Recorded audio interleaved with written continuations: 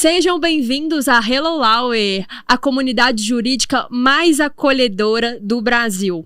Na Hello Lawyer você encontra cursos e eventos maravilhosos justamente para capacitar você que está começando no direito. Então, se você está procurando um lugar para se encontrar dentro do direito, já segue a Hello Lawyer dentro das nossas redes sociais, @Hello Lawyer. Eu gostaria também de aproveitar a oportunidade para agradecer o apoio da Bripe, a maior plataforma de pagamento de todas. Se você é vendedor dentro do digital, seja de produto físico ou de infoproduto, a Bripe foi feita para você. Então já segue a Bripe dentro das redes sociais e também já se inscreva dentro da plataforma. Agora vamos à estrela de hoje do nosso podcast. Ele que já foi vendedor de picolé e hoje é presidente da OAB de Governador Valadares. Com seu jeito humilde e cativante, ele derrubou muros e construiu pontes. Ele, que é pastor, multiatleta, pai de 4 filhos e esposo da Érica. Com vocês, Adilson Domiciano! Seja bem-vinda, Adilson! Estou muito grata por você aqui. Também gostaria de agradecer ao meu companheiro Cris Araújo, meu muito casca obrigado. De bala. Seja bem-vindo. Adilson. Obrigado. E, Adilson, eu espero que você tenha gostado aqui do nosso podcast. E pra gente é uma honra recebê-lo aqui de coração. Você é uma pessoa que eu não admiro somente como profissional, como dirigente de ordem, mas também principalmente como um ser humano incrível e maravilhoso. Então, sinta-se à vontade. Essa conversa é nossa. Obrigado. Que papo é esse aí do vendedor de picolé para advogado? O presidente da OAB. Conta pra gente, como é que é isso? Dizem que nós temos que lançar um livro, né? Certeza. Uma biografia, pelo amor de Deus. Eu gosto de mencionar isso porque é interessante, porque talvez você que esteja nos ouvindo hoje, talvez a sua história pode ter uma conexão com a minha. Meu pai não é advogado, eu não tenho ninguém na minha família que trabalha na área jurídica, eu não tenho tio, eu não tenho irmão, eu não tenho ninguém. Meu pai e minha mãe, no meados de 1960, na roça, olhou para o céu na roça e falou: vou embora para a cidade estudar os filhos. Pergunta ao meu pai, que meu pai não tem nem primário, e nem minha mãe. Da onde vocês tiraram que deveria sair da roça para estudar os filhos? Bom, vieram para a cidade, Governador Valadares, nós somos 4 irmãos, os 4 estudaram, eu tenho um irmão que é médico, eu tenho uma irmã que é farmacêutica, eu tenho um irmão que é comerciante e eu advogado. Bom, no início da história, você sabe que não é fácil para ninguém na advocacia. Então eu quero dizer para você que talvez você não tenha todo esse apoio. Eu estou dizendo por que dizendo da história da roça. Para você ver que eu não tenho um apoio, dizendo, olha, ele chegou a presidente da OAB porque tem... Não tem. Foram derrubados muros mesmo, para que chegasse no vendedor de picolé, filho de um senhor da roça, ao ponto de ser presidente da ordem. Bom, meu pai, dono de uma sorveteria por mais de 50 anos. E, obviamente, em Valadares mesmo? Valadares. Ah, que legal. Sorveteria, a alvorada do meu pai, fechou. Depois agora a pandemia, meu pai também com 80 e tantos anos, 50 anos de trabalho, e eu era um dos que ficava com meu pai. Então o último virou advogado, falou, agora vai ter que fechar. Então eu trabalhava com meu pai. Eu digo, durante o curso, você que está estudando direito, lembra? Trabalhava 12 horas durante o dia e à noite faculdade. Durante o dia todo, a gente tem uma história engraçada. No sábado eu já estava fazendo estágio, né? Aquele estágio obrigatório na faculdade, uma vez por semana. E no sábado, lotado com a Kombi de sorvete, o cara passou e falou, doutor, não sabia que o senhor também carrega sorvete. Eu falei, carrego? Então, assim, durante o dia, praticamente fazendo entrega de sorvete, picolé, fabricando e à noite estudando e aos finais de semana fazendo os trabalhos da faculdade. Até com o tempo que eu observei que o direito é minha paixão. O direito é minha paixão. Eu amo o direito. Você escolheu por que o direito? Uau, desde pequeno, eu sempre falava, o direito me fascina. Se eu vejo um crime, se eu vejo alguma coisa, eu fico olhando assim, se eu for advogado, o que eu faria? Tudo que eu passo, que eu olho, eu fico imaginando com a visão jurídica. Agora, muito mais. Mas eu, desde pequeno, sempre tive esse impulso. E assim, eu sempre tive vontade de buscar a justiça. Né? Nosso maior mandamento, se você um dia tiver uma divergência entre o direito e a justiça, busca a justiça. E eu acho que eu escolhi direito pela questão da justiça. A justiça é muito maior. Você fazer justiça, você buscar a justiça. Quantas pessoas são injustiçadas? Nós acabamos de fazer, sabe, a criação de uma associação de diabéticos ontem na nossa cidade. Vou chegar nesse assunto. Você vai? Então, por quê? Precisava buscar justiça para as pessoas. Sim. Então isso mexe comigo ainda. Sabe, Vanessa? Isso vai mexer comigo. Então isso, por que eu optei o direito? E um caso familiar que eu precisava buscar uma justiça num processo durante 25 anos.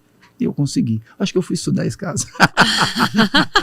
Isso é verdade. Bom demais. Mas foi muito bom. O desafio durante ele vendendo picolé, fazendo, e as dificuldades que nós enfrentamos dia a dia. O início da carreira é muito difícil. É muito difícil, mas se você tiver coragem, você vai conseguir vencer. E durante a faculdade, você sempre quis advogar. Você nunca teve aquela divergência entre advogar, concurso público? Eu vou contar a história, pode. Claro, é pra isso que você tá, é pra isso que você tá aqui, vai. Primeiro ano da faculdade, quem está nos assistindo sabe. Primeiro ano, primeira matéria, professor entra, boa noite, bom dia, tudo bem, tudo bom? Gostaria de saber qual o desejo do senhor. O senhor vai falar, eu quero ser magistrado, quero ser juiz. Doutora, quero ser promotora. E o senhor? Não, eu quero ser não sei o quê. Todo mundo queria ser delegado, alguma coisa. Eu olhei, eu levantei a mão e falei assim, eu quero ser advogado. Ele perguntou, mas por quê? Eu falei, porque ninguém quer ser, então vai ficar pelo menos eu. E eu levantava desde o primeiro período, eu dizia, eu queria ser advogado. Eu falo, se eu fizesse um concurso, sabe qual concurso que eu iria fazer? Defensoria Pública. Para mim continuar advogando. Eu falo isso, assim, desde o primeiro período. Se eu tiver que fazer um concurso, Defensoria Pública, para mim continuar advogando.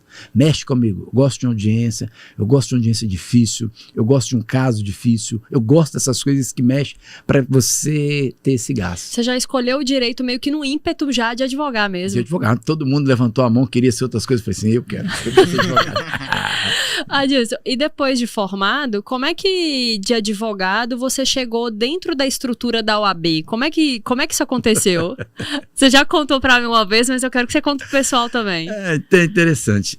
Então, para mim poder sair do comércio, para você advogar, você fica numa insegurança. Talvez as pessoas que estão nos assistindo, você vai ter muita insegurança. Vou largar o certo para algo que é duvidoso, porque você não sabe, você inicia o mês, você não sabe qual vai ser seu rendimento ao certo. E ali eu comecei a fazer essa migração, de pouco a pouco eu fui saindo do comércio. Mas o interessante antes foi o quê? Eu só jogava futebol com o pessoal da ordem.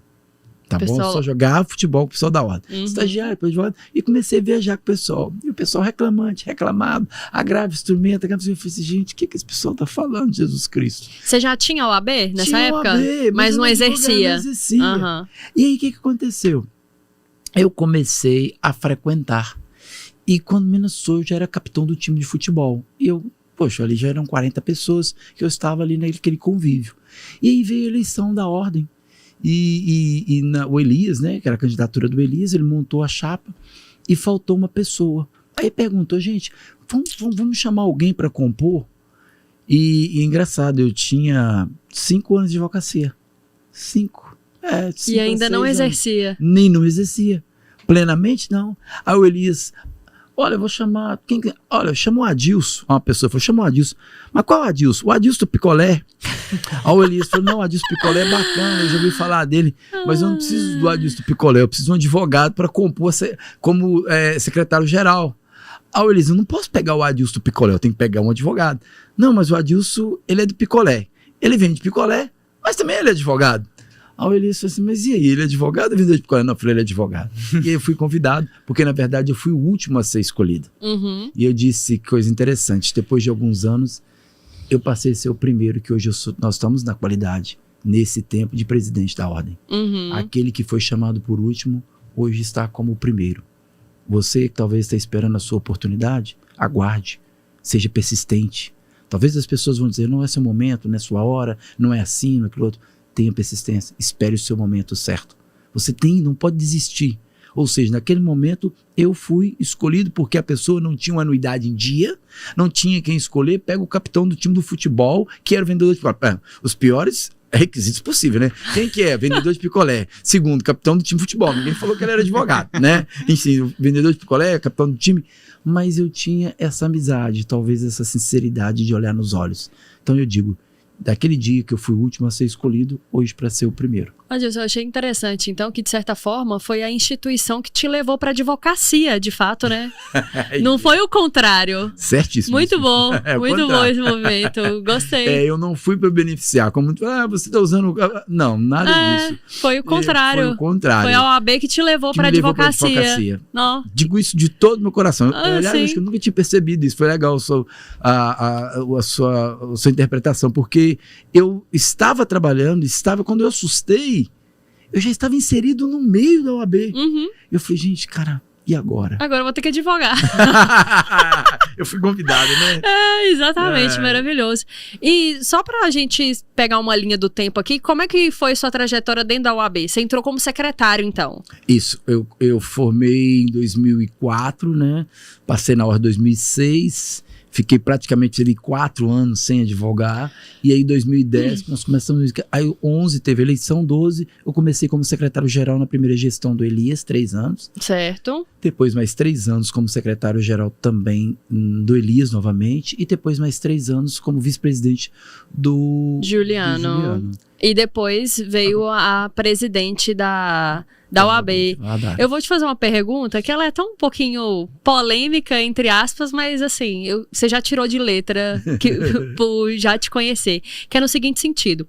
Na época da eleição, quando você era o pretenso candidato, né? Uhum. Na época para presidente mesmo da ordem, houve um ruído muito grande porque você também é um líder religioso. Sim. Você se recorda disso?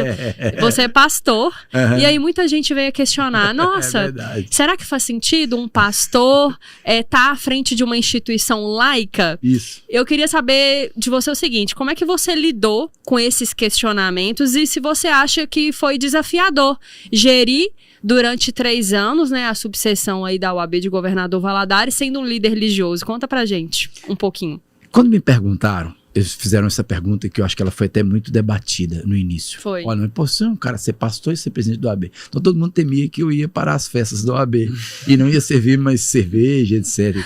Não, não teve nada disso. Sabe o que eu falo? Primeiro ponto. Você quando está à frente de uma instituição, você não está lidando com a tua casa nem com a tua família. Os ditames, a forma, o modo de você viver e agir, você aplica na sua vida diária, na sua casa, com os seus familiares. Na tua casa, você fala, cara, que todo mundo vai andar plantando bananeira. Poxa, na tua casa. Não, na minha casa, todo mundo tira os sandálias e anda descalço dentro da casa. Maravilha. Agora, quando você está à frente de uma instituição, como a Ordem dos Advogados, que tem uma representatividade, o seu interesse, a sua vontade, os teus pensamentos, ele tem que ficar atrás. Porque o bem da coletividade tem que ser superior. Agora, como um cristão, eu posso responder que Jesus Cristo ele deixou um mandamento: amar o teu próximo como a ti mesmo. Como eu não posso amar as pessoas que estão próximas a mim? Como eu posso não dizer, olha, aquele é assim ou aquilo outro? Não posso. Eu tenho que amar as pessoas da forma que estão. Jesus Cristo amou as pessoas. Nós podemos dizer várias passagens que Jesus Cristo aproximou de pessoas que no mundo religioso da época era mal vista. E Jesus abraçou, Jesus pegou pela mão, Jesus teve misericórdia. Agora eu, como presidente da ordem, vou virar as costas? De forma alguma. Então assim, posso dizer... Já estão 2 anos e meio, tranquilo, muito tranquilo mesmo sobre isso, sem nenhum problema. Ai, maravilha. E assim, esses 3 anos, né, agora a gente está concluindo o 3º ano de gestão, parece que foram 10, né? Vamos ser sinceros. No sentido de que muita coisa aconteceu. Uau! E aí eu queria saber de você o seguinte... Alguma coisa mudou no Adilson de antes de ser presidente da UAB para agora que está concluindo essa gestão? Você se sente diferente? Uau! Gratidão, continuo com a mesma gratidão a Deus. Gratidão porque uma das coisas que eu pedi, essa que era, Vanessa, que eu não deixasse de cumprimentar as pessoas, que eu não perdesse a minha humildade. Sabe que eu paro lá no fórum e pergunto aos policiais na entrada? E aí, pessoal, como é que vocês estão? Tudo bem? Tudo bem? Aí eu pergunto, eles dizem assim, o mesmo Adilson que entrava aqui anteriormente entra hoje é o mesmo? Eles dizem, o senhor não mudou em nada. Essa é a minha razão, para que eu não mudasse essa essência da minha simplicidade de abraçar as pessoas, de conversar. Nós estamos num cargo de forma momentânea. Nós não podemos pensar que isso possa nos fazer maior do que ninguém. As pessoas que estão ao nosso lado, elas precisam de um olhar. Eu não deixei de cumprimentar o pessoal do mototáxi, não deixei de cumprimentar o pessoal da banca de revista, os vendedores de picolé. Eles brincam comigo, sabe, na diretoria, que eu cumprimento até poste. Eu não posso mudar isso. Não dá pra andar com a Adilson na rua, tá? Eu vou você caminhar comigo 3 quarteirões, uma média de 40 minutos. Nossa. É de verdade. E aí eu Ele não tá consigo exagerando. virar o rosto, eu não consigo parar. Não consegue Então, dar um tchauzinho de longe. Tudo bem, então Não. realmente isso não. Eu acredito que uma das coisas, que não perdesse essa humildade. Agora, de Sim. experiência e sabedoria, outra coisa que eu aprendi, sabe, Vanessa? Aprendi mais a ouvir as pessoas. Porque o presidente da ordem, ele é nada mais do que aprender a servir os seus pares. Esse é o maior objetivo do presidente da ordem.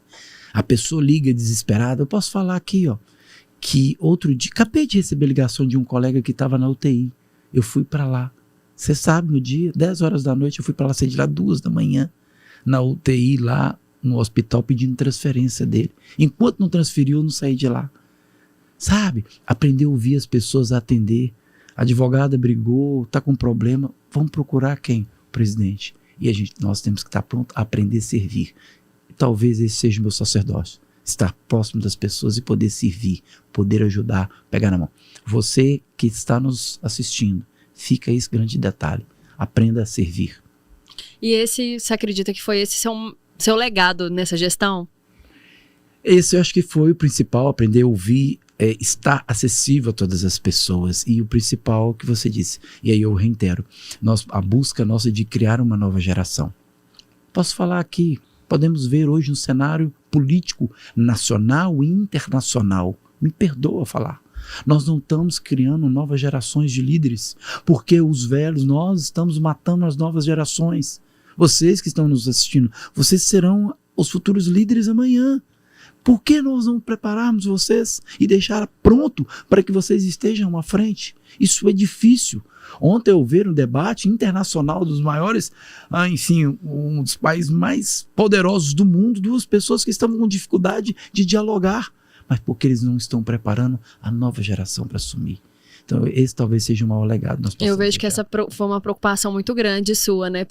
Estar preparando novas lideranças para que não ficasse tudo centralizado no Adilson. Lideranças jovens também na OAB atualmente, né? Lideranças jovens também. Peço muito isso. Sempre falo isso. A Vanessa, com 5 anos de advocacia, sendo diretora, nós temos também conselheiros com 3 anos de advocacias já trabalhando. Então, essa palavra, eu sempre falo isso com a Vanessa, algo que me chama muita atenção. Logo quando nós estávamos fazendo entrega de carteira, todos sentados, a Vanessa pegou o microfone para falar um dia, ela disse assim, eu queria dizer para vocês que estão recebendo carteira hoje. Um dia, poucos dias atrás, eu estava recebendo carteira, e a Vanessa falou assim, e eu sentado aí, olhei pro pessoal sentado no alto da mesa assim, falei, gente, que distância, tô tão longe desses caras, sabe? Parece um hiato, parece uma distância tão grande. Meu Deus, olha onde esses caras estão. Aí ela falou, não imaginava nunca, que 5 anos depois eu estaria aqui. Ela falou, não imaginaria nunca isso. Mas, ou seja, o sonho, acredita no teu sonho. Talvez na sua visão, ali pouco turva, atrapalhada, fala, cara, será que eu vou conseguir chegar lá? Eu tenho certeza que ela iria dizer, não vou ter condições de chegar. Mas 5 anos depois estava sentado. Então essa é a nossa maior missão, deixar esse legado, criar novas lideranças, como a OAB Jovem tem levantado pessoas bacanas, e a doutora Vanessa, que está conosco na diretoria, sabe que eu dou autonomia a toda a nossa diretoria. Todos os nossos diretores têm autonomia total para fazer o trabalho. E eu dou todo o trabalho e deixo isso, porque eu não posso ter medo. O verdadeiro líder, ele tem que criar liderança. Ele tem que deixar eles fluírem, deixar eles trabalharem. Eu torço para que eles sejam muito, diante de Deus, melhores do que eu. Tem que ser muito e muito melhor. Nós temos que preparar eles para serem melhores. Os nossos filhos nós nos preparamos para eles serem melhores que nós. Sim. Por que quem está aos meus pares também não podem eu preparar para que eles sejam melhores? Você pensa sério, não seria um grande orgulho de amanhã ver algum deles à frente da ordem e fazendo um trabalho maravilhoso e eu poder dizer, paz, aqueles caras ali que eu acreditei, eu coloquei eles ali no eixo, eles estão melhor do que eu. Cara, imagina isso. Imagina o cara que treinou o Neymar, gente. Imagina o cara que treinou o Neymar, que pegou o Neymar lá na peneira, lá atrás. Lapidou do zero, Lapidou do zero. Falou, cara, esse é o cara. Você imaginou? Então eu acho que a alegria deve ser muito grande. Ninguém sabe nem o nome. Quem que pegou o Neymar? Ninguém nem sabe. Mas talvez nós temos esse poder. E nós temos que ter essa visão. Inclusive, queria deixar registrado aqui o meu agradecimento, porque você foi meu mentor no que se refere à liderança, né? Foi a minha estreia na instituição como diretora de ordem. E, de fato, eu testemunho e vivi isso diretamente contigo, que, de fato, você tem a preocupação de formar novas lideranças. Se você tem mais 5 diretores que têm vontade de perpetuar a sua permanência dentro dessa instituição, é porque você deu essa liberdade, você deu essa gana e essa sede de continuar. Esse é o nosso papel. De continuar a liderança. Então, assim, palmas pra você, viu? Nesse eu fico sentido. com dúvidas também, a gente até fez essa pergunta ontem, mas o que te motiva a realmente fazer e servir, como você disse, à OAB? Porque a gente sabe que não é um cargo remunerado. Então, assim, você ter... Choque total Exato, às pessoas. É porque, assim, igual você falou, criar líderes, mas qual que é a sua motivação? Porque pra muita gente deve ficar assim, eu não vou lá me matar de, assim, morrer de... Olha meus cabelos de me brancos. dedicar pra Olha não meus ter cabelos nada. brancos. E esses cabelos brancos não estavam aí há 3 anos atrás, tá, gente? Pode pegar um antes e depois, aí tá claro. Olha, é interessante a pergunta. Porque eu acho que, inclusive, que a própria presidência da OAB pode dar uma leve atrapalhada na sua advocacia. Você Sim. não consegue se dedicar. Sim. Então, qual que é a sua motivação para se dedicar tanto à presidência e à instituição? É como eu disse, um sacerdote de você poder aprender a servir as pessoas. E tem um ditado que é comum dizendo, é dando que você vai receber algo. Uhum. Você servir a sua categoria. Você estar ao lado dos seus pares. Uhum. Isso é muito importante. Primeiramente, nós não recebemos valores nenhum. Segundo, nós pagamos anuidade como todos. Aí vai dizer, quais são os benefícios que eu tenho? Nenhum. No plano de saúde, eu que pago. Anuidade, eu que pago. Não tenho nada isso. Mas há uma gratidão de você poder deixar legados. Eu vou falar qual o legado. Você sabe que a atual gestão, junto com a nossa diretoria e a Caixa de Assistência, nós acabamos de comprar um imóvel junto ao próximo do novo fórum. Aí você imagina daqui 10 anos, eu nem advogando mais, passando de chinelo ali, olhar e falar assim, nós que compramos esse imóvel, deixamos esse legado. Participei disso pra aí. gestão. Deus, né? Não por ter o meu nome, longe disso, por mim passa essa história, mas eu falo o que eu posso deixar melhor. Uhum. Aí um advogado me liga, cara, o que tem a ver, velho? Eu não sou médico.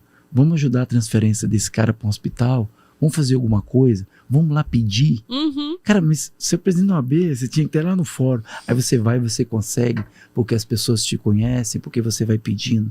Você tem que estar pronto para poder servir para o teu próximo. E aí vai um conselho, se a pessoa não está pronta para servir, deixar de fazer, você deixa de ganhar. Você foi em cima, você foi perfeito. Você deixa de reunir, você deixa de peticionar, você deixa de trabalhar, ou deixa de estar junto com a família, com os filhos, com a esposa, para servir o teu próximo. Para mim, eu vejo isso como uma nobreza. Isso é nobre. E aí eu digo que me vejo como um privilegiado que o Senhor me separou para poder servir as pessoas. Eu só deixar uma palavra motivacional para você que está nos assistindo hoje.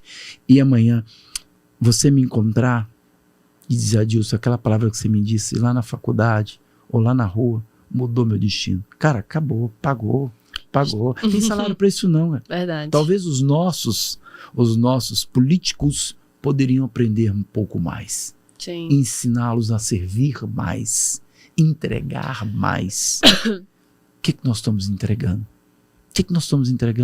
Como nós entregamos para nossa categoria, ou seja, para nossa classe? O que nós estamos entregando? De graça.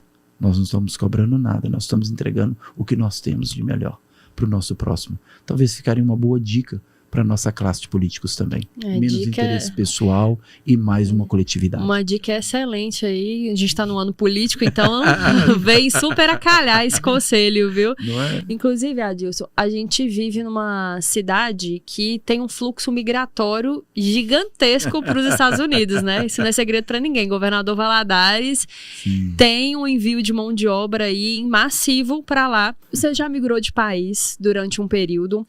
E eu queria saber um pouquinho de você, em qual contexto que você resolveu migrar, por que resolveu, como é que foi essa experiência para você? Cidade de Valadares, todo mundo sabe que é uma cidade que todo mundo vai para fora. Hoje até menos, tá, gente? Hoje é menos, por incrível que pareça, hoje é menos. Sim. Muitas pessoas vão estar assistindo aqui falando, poxa, eu vou formar e vou embora. Bom, eu quando estava terminando meu 2º grau, todo mundo da minha rua foi embora. Eu falei, cara, eu também vou. Tá todo mundo indo. Eu comecei a namorar com a Érica, que é a minha esposa. E a Érica tinha ido. Falei, Érica, vem pra cá. Eu fui. E lá nós moramos, né? Depois eu casei, depois de 1 ano e pouco eu estava lá, casei. Fiquei 5 anos e pouco. Foi interessante. Rapaz com 18 anos, 19, fui embora, terminando o 2º grau. E foi legal, porque eu fui pra escola, fui aprender um idioma novo, aprendi outro idioma, aprendi 2 idiomas, que eu falo assim, cara, como é que... É assim, eu tô com 54 anos ainda, tá na minha memória, algo que eu fiz há 30 Você aprendeu 2 anos idiomas? 2 idiomas. Que maravilha. E aí foi legal, pra mim foi muito bacana, e eu acho que o amadurecimento, talvez eu digo que as pessoas que vão pra fora, que deixam, não é porque elas querem ir. Eu vejo muitas pessoas atacando, as pessoas, fulano faz isso, fulano largou tudo e foi. Cara, ninguém tá pensando em largar a sua terra. Vocês não têm noção o que saudade faz ver Ibituruna. Vocês não têm noção. Vocês não têm noção o que falta. Que saudade ver o Rio Doce. As pessoas que estão fora sabem o que eu tô falando. Talvez eu comer aí uma rosca de não sei da onde. Sabe, eu sei que as pessoas... A rosca da Prada. Eu falo, não dá. Mas, sabe, as pessoas vão pagar... Elas têm saudade dessas coisas. Sim. Sabe, Vanessa? Então, esse momento que as pessoas saem para fora, será que nós estamos deixando uma boa oportunidade para elas? Nós não deveríamos só criticar. Fulano largou, fulano é louco. Cuidado, não fala assim não. Nós temos que respeitar a vontade das pessoas. Talvez elas estão indo buscar um sonho maior. E elas chegam, e eu digo para vocês, anotem, a maioria que vão para fora vencem. Porque lá elas são impelidas a lutar e a vencer. Por isso talvez eu tenho essa vontade de não parar, de lutar, de querer vencer. Essa coisa, parece que eu estou ligado no 320. Por isso, eu almoço com 5 minutos. Eu almoço com 5 minutos. E o que fez você voltar? Foi a saudade? Família. Meus pais, né? Eu fiquei diabético, e aí tipo 1, dificuldade um pouquinho maior de ter um controle, e família. Eu voltei por causa da minha família. Já que você comentou da sua diabetes, você é portador de diabetes tipo 1, certo? E é um diagnóstico que é um divisor de águas na vida de uma pessoa e pode ser assustador, né? Eu imagino que seja assustador. Eu queria saber de você, como é que foi receber esse diagnóstico e o que a sua vida mudou depois dali? Porque eu vejo que você é uma pessoa muito funcional, de forma geral. Você tem 1001 atividades, a sua vida aparentemente é de uma pessoa comum. Então eu queria saber de você como é que foi receber esse diagnóstico e o que tem de diferente da sua vida em relação às outras pessoas. Só não posso comer doce, né? Só isso? Mas é 0? Zero, eu não como açúcar. E insulina, né? Tenho também. 34 anos que eu não como açúcar. E tomo insulina 6 vezes ao dia. Meço, né, furando o dedo umas 10, 12 vezes ao dia. Quando eu tenho aquele aparelhinho que passa só para medir do lado, a gente mede, mas às vezes você está medindo aqui, toma 6, eu tomo em média umas 6 a 7 agulhadas ao dia. E aí são desafios. Quando eu descobri, eu tinha quase 20 anos, e as pessoas falaram, cara, você tem mais 1 ano de vida. Que? A desinformação é essa, olha, cara, quer pior? Falaram, você faz um filho logo, que tem diabético, depois de 1 ano não faz mais filho, não. Isso? Porque diabetes... Corta pro Adilson com a família gigante. Aí vai ver, né? Inclusive esse cara me deu essa notícia, depois de 10 anos eu liguei pra ele e falei, velho, acabou de nascer 2 aqui gêmeos, tá? Deu bom. Cara, eu acho que você errou no seu diagnóstico. Por que falta de informação? A diabetes, ela vai secar os vasos de todo o seu corpo. Do pé, seus rins, dos olhos, de tudo coração, sabe? Ele cega a pessoa. Então, se a pessoa não tiver um controle correto, e hoje nós temos tecnologia ao nosso favor, estou falando de você passar um celular e medir a glicemia sem furar o dedo. Hoje nós temos insulinas de longa duração. Hoje nós temos um acesso à alimentação maravilhosa sem açúcar. Você tem hoje formas de fazer um bom exercício, né? Você é muito ativo no exercício físico, né? Então eu acho assim, Deus, no primeiro momento, para te dar um bom equilíbrio, né? porque você tem que ter equilíbrio. Você não pode estressar. Se você estressar qualquer coisa, a glicemia vai lá no céu.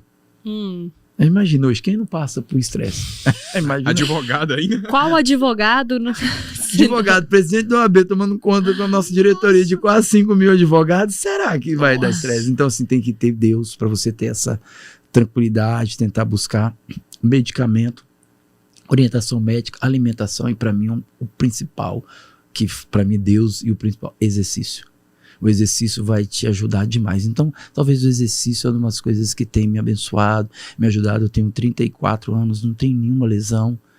E, de regra, o meu médico pega os meus exames, leva para Congresso Nacional para expor. Porque ele fala, é raro encontrar alguém com 34 anos que não tem lesões nos órgãos. E ele brinca comigo, você é a rara exceção. Mas talvez a disciplina. Sim. Isso me ajuda muito. Porque tem que ser muito disciplinado. Há mais de 30 anos, não consumindo açúcar, exercendo atividade física. Isso é muito raro. Inclusive, ontem teve até uma inauguração de uma associação, né? Conta pra gente um pouquinho. Sim, um sonho, sabe, Vanessa? Há alguns meses atrás, sempre você tem dificuldade. Você tem a forma de buscar medicamentos através administrativo, junto ao próprio Estado, município e União, ou você pode fazer também judicial. Isso além da insulina? Da insulina, aí eles te fornecem, por exemplo, fita de medir glicemia, agulha, algumas coisas eles te fornecem.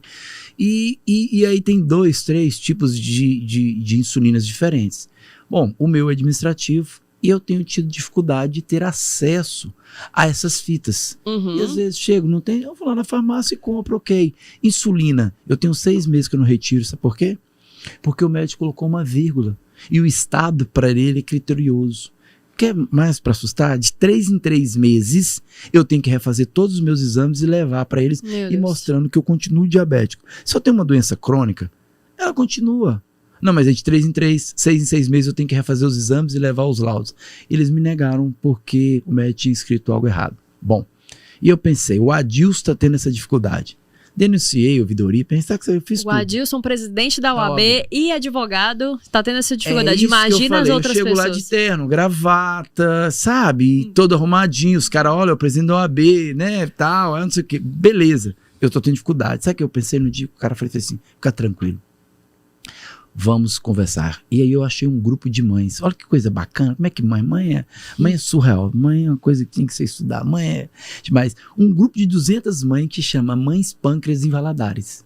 Essas mães cuidam dos filhos que são diabéticos. Aí eles me procuraram. Meu presidente da OAB é diabético. Vamos criar uma associação? Eu falei, não. Vamos criar, mas não é só de mães, não. Eu também sou diabético. O senhor é. Aí nós juntamos o grupo. Então, ontem nós está fundado o Instituto de Diabéticos Tipo 1 no leste do estado de Minas Gerais. Criação de CNPJ. Por quê que eu vou responder?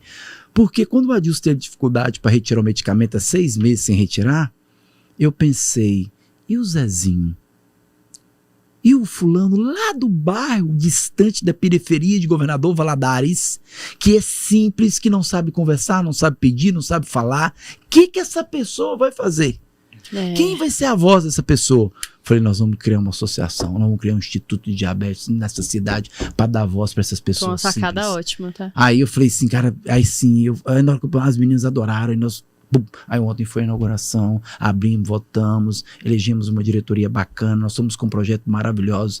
Nós iremos distribuir ações contra o Estado, para que o Estado pare com essas falhas que tem. A minha preocupação é a pessoa que mora na periferia. Quem é a voz? Você pode ter uma dor de cabeça. Se você não tiver um medicamento de dor de cabeça, você toma um café, você toma um banho na água gelada, talvez vai passar. Eu não. Eu preciso da insulina para sobreviver. E se eu não tivesse medicamento, eu vou morrer. Talvez Deus me levou à presidência, como você me perguntou, para quê e por quê, para fazer algumas coisas dessa. Talvez eu não sendo o presidente da OAB, eu não teria essa sensibilidade para poder ver isso e buscar essa ajuda. Talvez Deus me levou nesses lugares para a gente fazer essas coisas. E sobre essa sensibilidade, inclusive, eu queria saber a sua opinião como advogado, como presidente da OAB, porque a gente sabe que o acidente das... O acidente, né? Acidente das barragens e da Samarco foi uma coisa que mudou a vida de toda a cidade. Eu lembro que eu estava aqui na época, foi uma tragédia, assim, parou tudo, e até hoje esse acidente continua tendo os seus efeitos, né? O que te levou, assim, a abraçar essa causa, assim, e o que mais te deixa indignado em relação a isso aí? Bom, primeira coisa eu entendo como um crime ambiental. Crime ambiental. É, por isso que a gente falou acidente entre aspas, tá, gente? Eu falo crime ambiental e eu digo para eles porque, desde que ocorreu o fato, observa para você ver, tudo o que acontece em estado de calamidade são coisas graves. Pensa, o Fórum de Governador Valadares, a Justiça, fecha quando? Feriado, final de semana. E período de férias. Qual outro dia que fecha? Dia que choveu muito? Deu só? Não. Na época da Samarco, aquelas semanas nós ficamos sem água, foi fechado o fórum. Estado de calamidade, os prazos foram suspensos, as audiências foram suspensas, porque os servidores e os advogados não tinham como tomar banho e se prepararem para ir para as audiências. Estado de calamidade, ou seja, o fórum só fecha em estado gravíssimo. E as pessoas não observam isso. O dano no rio, ele continua, ele está no fundo. Eu tive uma reunião, pessoal, eles falaram, não, porque vão limpar. Eu falei, vai limpar como?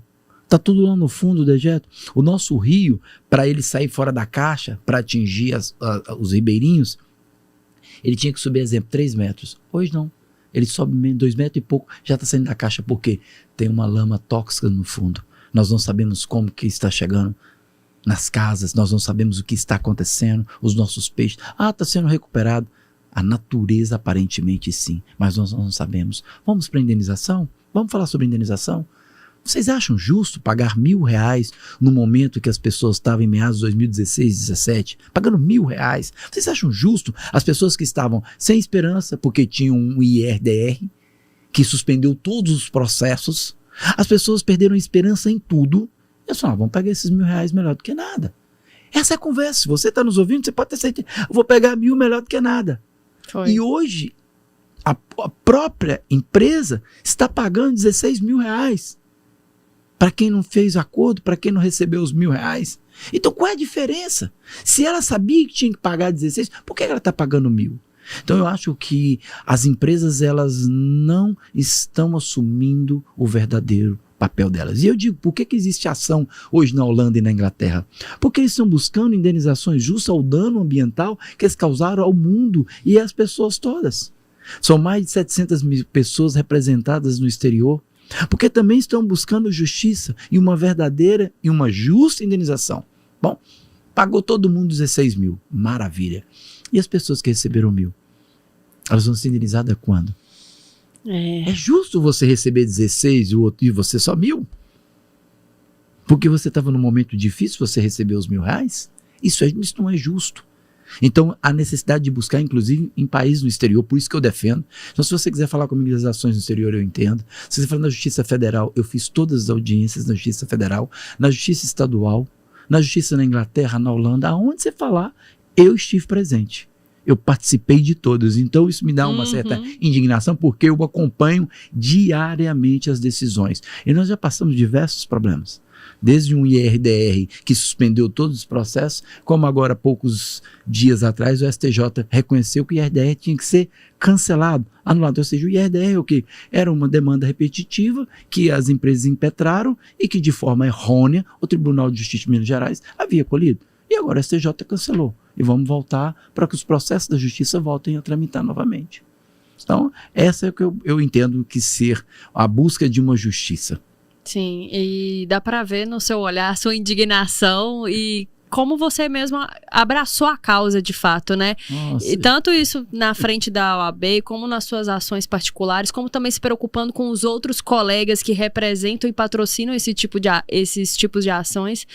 E é uma indignação que eu acredito que todo mundo que mora em Governador Valadares tem que ter, né? Todas as cidades atingidas na realidade. Foi interessante. Primeiro ano nosso na frente da ordem, peguei os cartazes e fui pra rua junto com a turma. Foi mesmo. Quando estava fazendo o aniversário, né, da tragédia. E eu andando, eles falaram, o presidente da OAB, quando eu falei, cara, nós temos que ir para a rua, nós temos que manifestar. Como eu estou dizendo, criar uma associação, um instituto para defender os diabéticos, nós também temos que ter voz, sair na rua, gritar, para que as pessoas possam ouvir e para dizer para eles, nós não esquecemos. Para encerrar aqui, a gente vai fazer um bate-bola, jogo rápido. A gente vai falar uma expressão. E aí, a primeira coisa que vier na sua cabeça, você fala pra gente, tá bom? Bora. Pode começar, Cris. Um sonho não realizado. Não realizado? Viajar com meus filhos novamente. Agora, depois de adultos. Pra qualquer lugar? Pra qualquer lugar. Olha De só. preferência no exterior. Uma saudade. De estar junto dos meus pais e da minha família, minha esposa. Tenho saudade sempre de estar perto dos meus filhos. Sabe qual coisa que eu tenho mais saudade? Meus filhos cresceram muito rápido. Eu tenho saudade muito dos meus filhos quando eu era pequeno. A infância. Da infância deles. São muita Gracinha. saudade. Uma indignação. Com injustiça. Você chegar num posto de saúde e os caras falarem, eu não tô culpando nenhum ente. Estatal, municipal, federal, nenhum. Não tem medicamento. Isso dói no meu coração. Muito. Um legado deixado. Novas lideranças. Um medo. Ficar sem Deus. Deus pra você é? Tudo. Deus é tudo pra mim, é salvação. É o que me dá o suporte diário. É o que me pega na minha mão quando eu caio, quando eu fico triste. Ele que me suporta, ele que me sustenta. Ele fala, não, eu sei que você é fraco, sei que você falhou, mas eu te amo. Levanta de novo, vambora. Lindo. É Deus, é isso. Ai, concluiu lindamente. É isso, Adilson. Muito obrigada, viu, pela sua Eu que presença. agradeço. Foi uma agradeço a delícia vocês. bater esse papo com você, viu? De coração. Muito Obrigado. obrigada. As ordens. Um abraço, todo sucesso pra vocês. Ai, obrigada. Valeu.